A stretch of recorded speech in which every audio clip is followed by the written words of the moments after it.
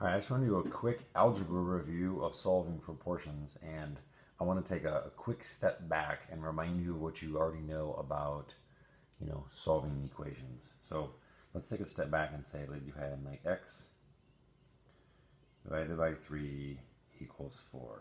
Right, we can do that in our head. And what divided by 3 equals 4? 12 divided by 3 equals to 4, because we know our multiplication and division facts. Algebraically, well, what do you do to both sides of the equation, right?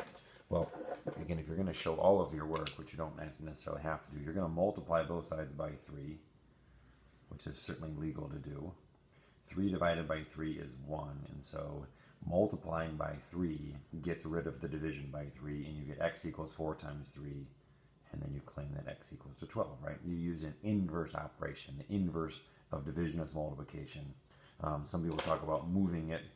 Well, on this side, it's division, and you move it to this side, and it becomes multiplication. It's no different than addition or subtraction. If you add x plus 5 equals to 12, you'd subtract 5 from both sides, right? You do the inverse operation.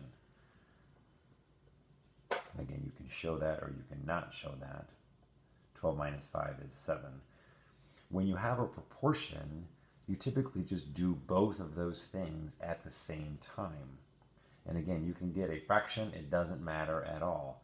So you could have, again, I'm going to make it so it'll just be some random fraction. You can have 11 fourths equals x over 7.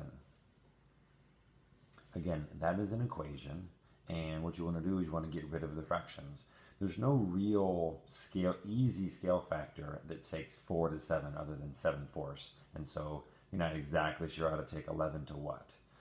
11 isn't some nice number bigger than 4 in terms of x is going to be then bigger than 7.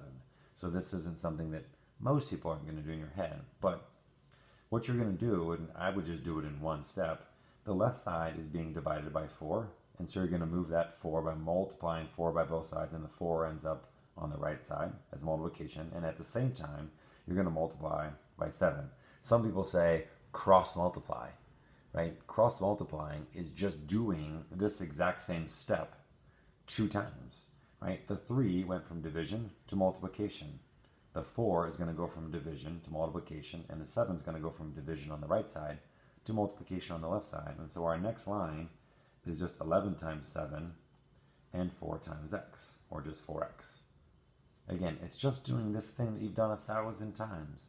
Right? X divided by 3 equals 4, multiply both sides by 3. So multiply both sides by 4, it cancels the 4 on the left side, or it gets rid of the 4 because 4 over 4 canceling is a little dicey in terms of the actual vocab. But certainly multiplying both sides by 4 moves the 4 over here and then moves the 7 over there. And then you just get 77 equals 4x, and you divide by 4.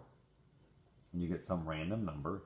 77 over 4 is what x is, and that maintains that relationship. And you can check that if you want to look in terms of a decimal. 77 fourths is 19.25. So that's 19.25. And you're asking yourself that 19.25, is it in the same proportion to 7 as 11 is to 4? Again, 11 fourths is 2.75.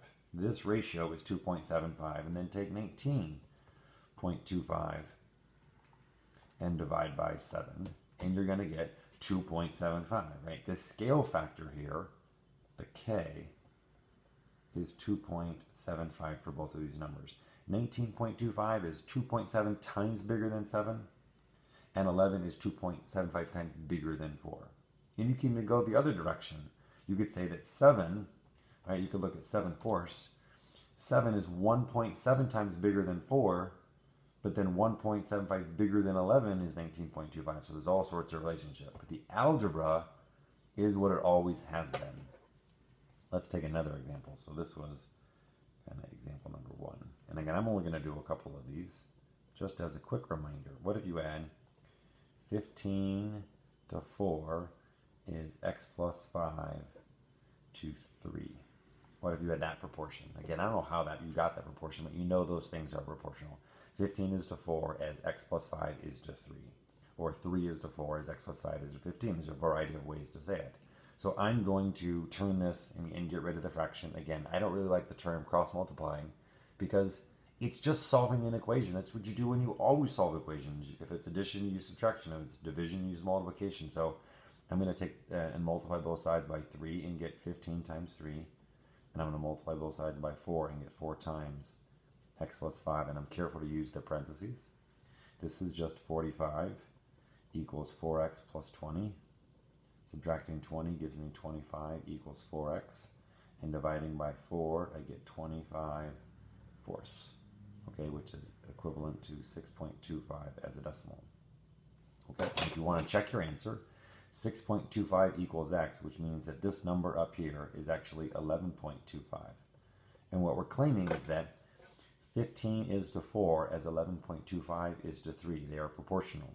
15 fourths is 3.75, and 11.25 divided by 3 is 3.75.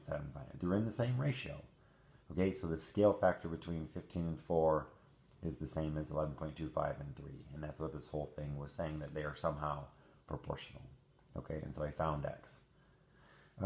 Let's do one where there's 2 different x's. How about there's 11 thirds is equal to x plus 1 over x plus 2.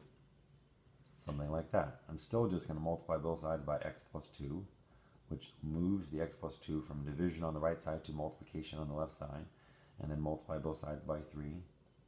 I'm going to carefully distribute and get 11x plus 22 equals 3x plus 3.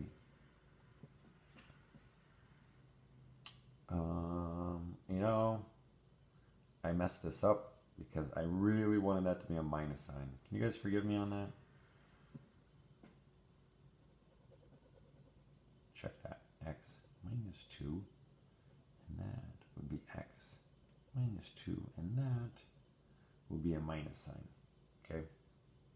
Everyone okay with that change? So the original problem is 11 over 3 equals x plus 1 over x minus 2. So then I'm going to multiply x minus 2 to the left side and 3 to the right side, and I get this. I distribute and I get a minus 22. Okay, now I'm going to subtract 3x and make that 8x.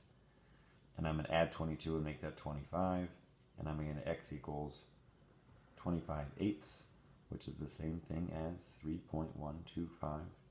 And if you want to put the 3.125 back in here, you would get 4.125 over 1.125. If you looked at that ratio, it'd be 3.6 repeating, which is the same thing as 11 thirds, meaning 4.125 is 3.6 times bigger than 1.125, just like 11 thirds.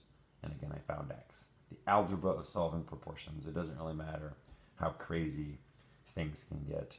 Again, lots of people in the math world use cross multiply. I don't really like it because it feels like it's a word that we're using to replace what we already know. It's just solving equations.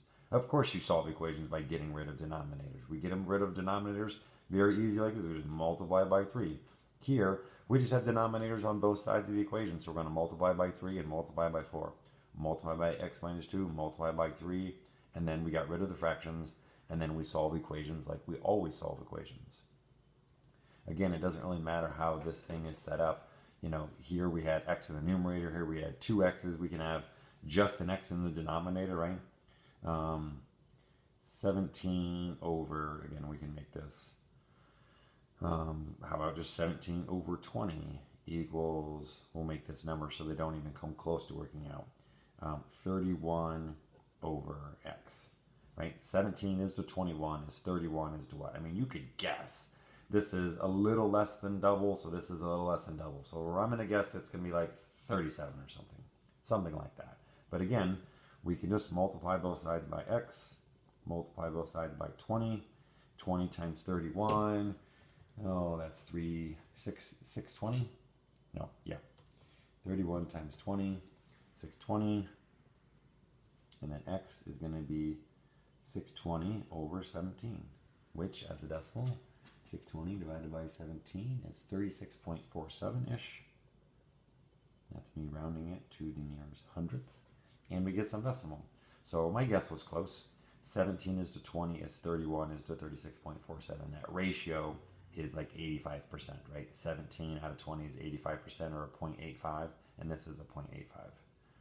Again, solving proportions using algebra isn't anything new algebraically. It's just using inverse operations. It just happens that we're almost always turning division into multiplication, just like we always used to. And then once, it doesn't matter if there's an x here or an x there or an x there or x's on both sides or x's there and there. You know, you're just going to solve using the same strategy. You're going to get an equation, distribute, combine like terms, and then solve. And if you want to check, just take that x value, put it back into your proportion, and then make sure that 15 is to 4 as whatever this value is, 11.25 is to 3. And then you make sure you got it right. Okay?